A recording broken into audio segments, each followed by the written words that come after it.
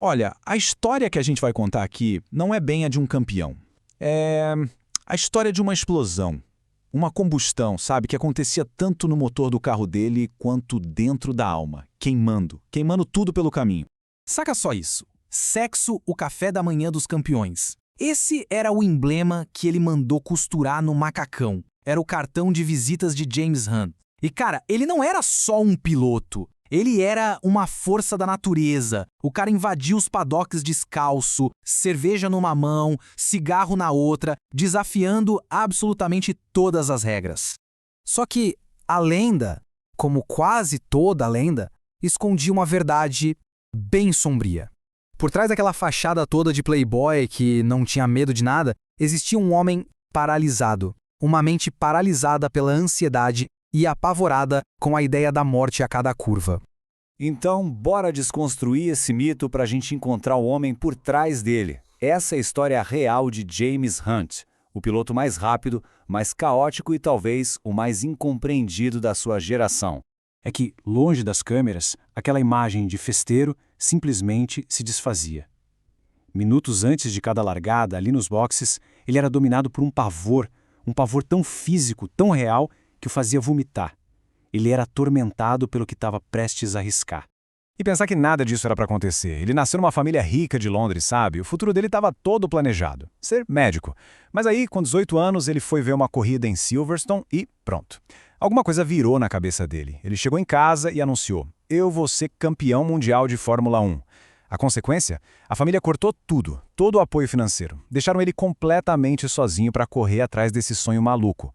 E nos primeiros passos da carreira dele, bom, o talento bruto do Hunt só era comparável a uma coisa: a sua fúria destrutiva.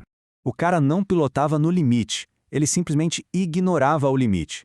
E o resultado, claro: carros e mais carros destruídos em acidentes violentíssimos. Foi aí que a imprensa britânica, que não perdoa, deu um apelido para ele: Hunt the Shunt, ou, traduzindo sem dó, Hunt a batida. E essa agressividade toda não ficava só dentro do carro, não. Em 1970, em Oulton Park, ele levou um toque de um piloto chamado Dave Morgan. O que o Hunt fez? Ele não esperou fiscal, não esperou nada, saltou do carro destruído, marchou até o Morgan no meio da pista e nocauteou o cara com um soco. Ali mesmo. Para ele, a corrida acabou daquele jeito. Essa carreira dele, que parecia fadada ao fracasso, foi salva por um lord, um aristocrata de 22 anos chamado Lord Asquith. A equipe dele tratava a Fórmula 1 como uma grande festa. Imagina a cena. Enquanto todo mundo chegava de van, a Asquith chegava de Rolls Royce. Enquanto os outros mecânicos comiam sanduíche, os da Asquith serviam lagosta e champanhe. No começo, é óbvio, eles eram a piada do paddock. Acontece que a piada perdeu a graça bem rápido, principalmente para os adversários, porque aquele bando de rebeldes ricos, sem um patrocinador sequer no carro, começou a vencer, e não vencer qualquer um, vencer os melhores do mundo. O grande momento foi no GP da Holanda de 75. A pista estava secando e o Hunt fez uma aposta de gênio. Ele trocou para os pneus de pista seca muito, mas muito antes de todo mundo. E o resultado? Ele aguentou uma pressão absurda da Ferrari do Niki Lauda, volta após volta, e venceu. Ali, ele provou que por trás de toda aquela festa existia uma genialidade selvagem. Só que a festa, uma hora, acaba. A Asquith faliu e o Hunt ficou a pé, sem equipe. E o caos da vida profissional era o espelho da vida pessoal. E aí vem uma das histórias mais inacreditáveis da F1. A esposa dele, a Suzy Miller, se apaixonou pelo ator Richard Burton. E o Burton ofereceu $1 milhão para o Hunt para acelerar o divórcio. O Hunt, falido, nem piscou. Mas a sorte e o dinheiro voltaram. O Emerson Fittipaldi saiu da McLaren e eles precisavam de um piloto. E a temporada que viria, a de 1976, aquilo não foi uma disputa pelo título, foi uma guerra brutal, travada nas pistas e também nos tribunais. A Ferrari veio com tudo, usou todo o poder político para cima do Hunt. Tiraram a vitória dele na Espanha por causa de 1,8 centímetros no carro. Caçaram os pontos da vitória dele em casa, na Inglaterra, meses depois. Mas toda essa política se tornou irrelevante no dia 1º de agosto. O acidente do Niki Lauda. Aquela bola de fogo em Nürburgring. Aquilo transformou a temporada num pesadelo psicológico para todo mundo, e especialmente para o Hunt. E tudo, absolutamente tudo, seria decidido na última corrida, no Japão. E não era uma corrida normal. Aconteceu debaixo de um dilúvio que transformou a pista num teste de sobrevivência. Não era sobre velocidade, era sobre sobreviver. A chuva era torrencial, simplesmente impossível. E na segunda volta, Niki Lauda, o homem que tinha voltado do fogo, tomou uma decisão lógica, corajosa. Ele entrou nos boxes e abandonou. Disse que não ia cometer suicídio. E com isso, o caminho para o título parecia de repente completamente livre para James Hunt. Só que a pista, traiçoeira como era, começou a secar, e os pneus de chuva do Hunt começaram a se desintegrar.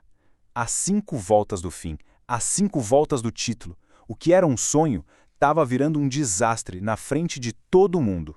E aí, o pneu dianteiro esquerdo esvaziou de vez, ele teve que ir para os boxes. Um pit stop caótico, desesperado, que jogou ele para 6º lugar, faltando 2 voltas para o fim. 2 voltas. O sonho de uma vida inteira se desfazendo ali, naqueles boxes molhados do Japão. Mas foi ali, naquele exato momento, que alguma coisa mudou dentro dele. O medo que o assombrou a vida inteira, sumiu, desapareceu. E no lugar dele veio uma fúria selvagem. Era o Hunt abatida assumindo o controle.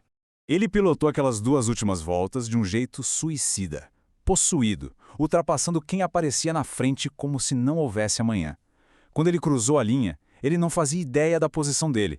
Ele saiu do carro cego de raiva, convencido que tinha perdido tudo, e foi para cima do chefe de equipe, o Ted Mayer, para brigar. Mas o Mayer o segurou pelos ombros e gritou no ouvido dele: "Você foi o terceiro! Você é o campeão do mundo!" Mas a glória foi o último combustível dele. Depois que ele atingiu aquele objetivo que o consumiu por uma década inteira, o fogo que o movia, ele finalmente começou a se apagar. Ele ainda teve um último grande ato de heroísmo, em 78, quando ele mesmo resgatou o piloto Horne Peterson de um carro em chamas na Itália. Mas ver a morte de perto de novo reacendeu todo aquele pânico. Em 79, no meio da temporada, ele se aposentou, do nada, e se reinventou como um comentarista genial e bem ácido na BBC. Nos últimos anos, ele encontrou uma paz que nunca teve nas pistas, largou o álcool e se dedicou à família. Mas o corpo cobrou o preço de uma vida vivida no limite absoluto. Ele morreu de infarto, aos 45 anos.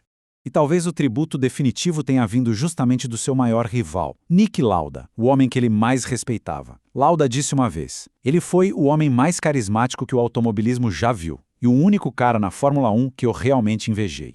James Hunt não deixou uma lição sobre disciplina ou sobre perfeição. Ele deixou um testamento sobre autenticidade. Autenticidade crua, com todas as suas falhas e todas as suas glórias. A vida dele foi um lampejo de luz. Um espetáculo inesquecível de alguém que correu mais rápido que os próprios demônios até não restar mais pista.